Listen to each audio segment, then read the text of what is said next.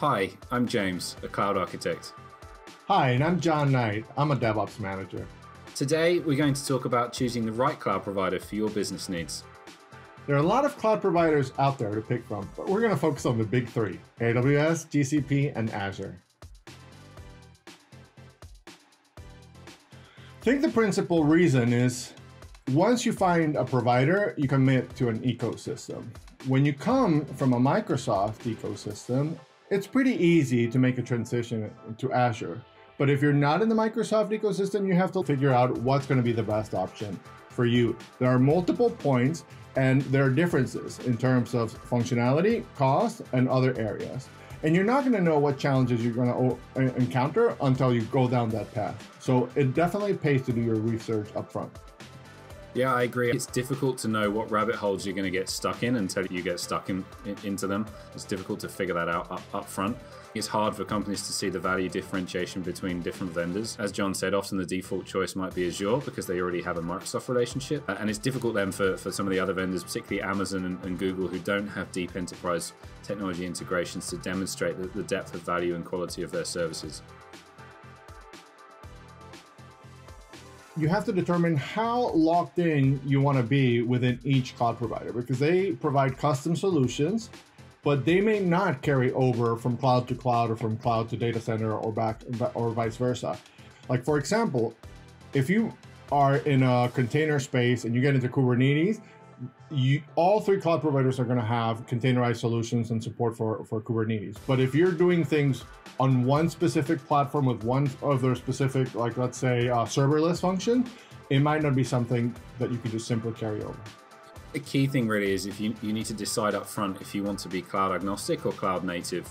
For example, lots of companies start out with the aspiration of being cloud agnostic and go ahead with tools like Kubernetes, as John mentioned. But invariably, at some point, you end up needing to augment that with native services, particularly databases, data stores, those kind of things, which are much more difficult to abstract. And it's possible that the only way to achieve that level of cloud agnostic that maybe you're shooting for is actually you end up building some of these components yourself, and then of course you lose some of the value in the cloud.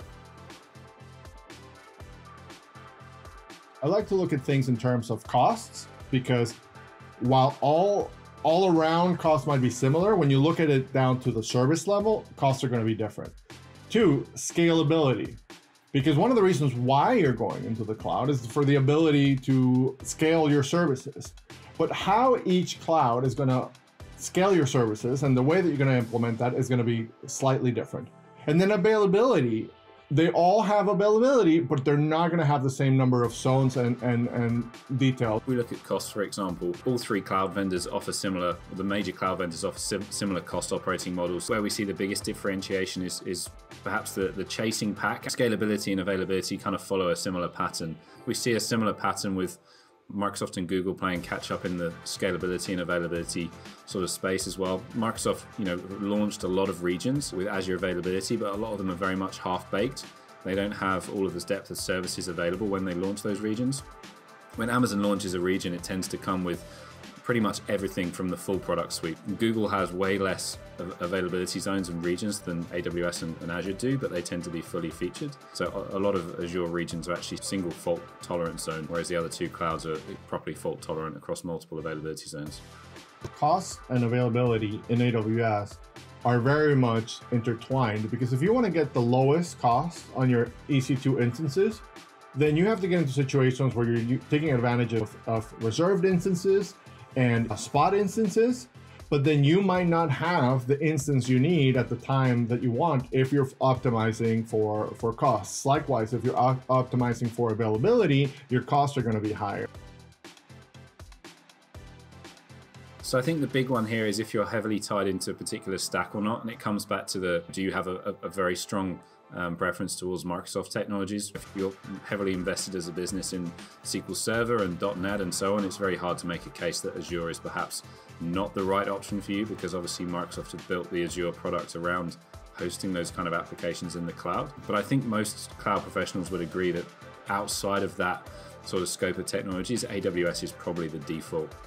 There are some use cases where GCP are particularly strong, in particular machine learning and advanced analytics, but most professionals would agree that probably AWS is the default unless either of those other two conditions are met.